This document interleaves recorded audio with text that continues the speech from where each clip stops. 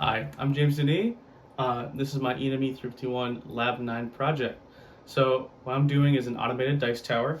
Unfortunately, Terrapin Works said that my print would be done by Friday, and then I checked in yesterday. They're like, "Oh, okay, we never started it. We'll do it by noon today," and then they never started it. So I had to make a mock dice tower. They had like half of it done, so that's the base of it done, and the top part with the actual actuation is done, so that's really the parts that matter.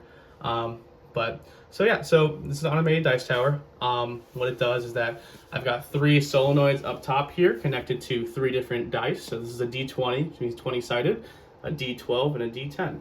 How it works is, like I said, there's 3 solenoids hooked up to my Arduino via the 3 digital output pins 2, 3, and 5. Or 2, 3, and 4.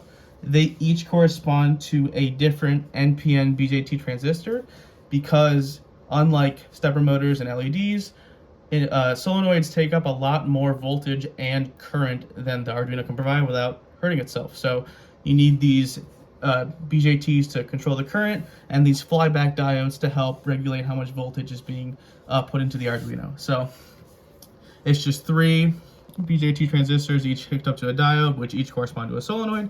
The solenoids are no different than just an LED with a cathode and an anode, so that really isn't too complicated.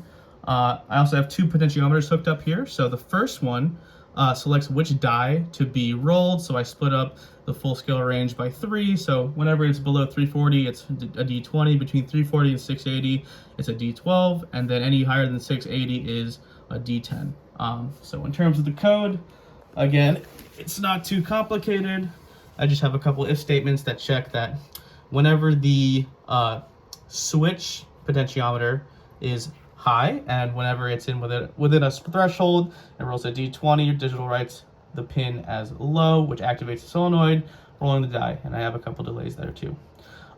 In terms of processing, this is basically just a selection window to tell you which dice you're going to roll before you do it. And I essentially just have some if statements, and that also check the same thing as the Arduino code does. And whenever they do, display a different image with a different dice. So to run through it, so as you can see, it's already on the D20 setting. And when I activate the switch potentiometer, it should roll the D20 right here, just like that. Again, with the actual dice tower, it would land in it, but as you can see, that was a 5. Now, switching to a D12, you can see it rolled there. And finally, switching to a D10,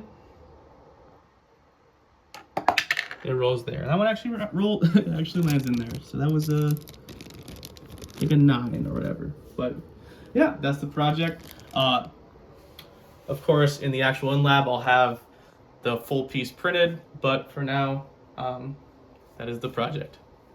Thank you.